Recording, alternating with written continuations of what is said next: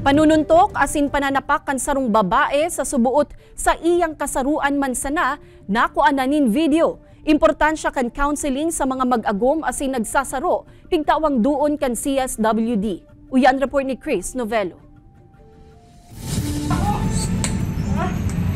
Nakatukaw na sana sa semento asin nagpapabaya na sana ang lalaking inimantang padagos na pigkukulugan kan sarong babae na subot sa iya man sanang live-in partner. Pinurbaran man kan mga tao sa palibot na awaton ang babae alagad nagpadagos pagiraray ini sa iyang pangungulog. Kinuha kang lalaki si silpong kang babae yung sa likodan, inapong kang babae, ay inapong kang lalaki si silpong niya ta. Doon nagburukbugan. Ang nasambitan ng eksena ang nangyari kanakaaging Biyernes nin Banggi Setyembre 22 sa barangay Dinaga sa siyudad ni Naga. Marikas man ini naglakop sa social media kasi nag-aninin man lain-lain na reaksyon sa netizens. Sa ibong kan eskandalong ini, dahil nasubot na ipablatter sa PNP asin barangay ang insidente. Kaya sa ngunyan, padagos pang pigsususog kan mga otoridad ang mga imbueltong persona sa video. Siya, din aram kong taga-sain. Pasurusal-put lang dayan dyan sa within the plaza area.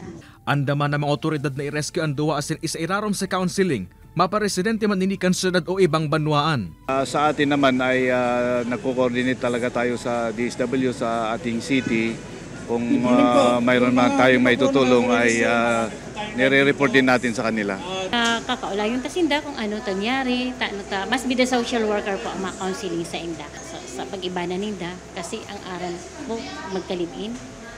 Maaraman ta kung ano ang dapat sa inda. Pinapanganaan mo na, hirap man! Sa ibong kan nangyaring ini, nilinaw kan PNP na bako ng sakop kan RA 9262 o Violence Against Women and Their Children kung lalaki na ang nagiging biktima nin pangungulog kan babae.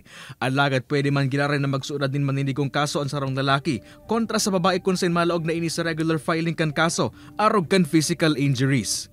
Kay banan si Carlo Abunita, Chris Novelo, Balitang Bicolandia.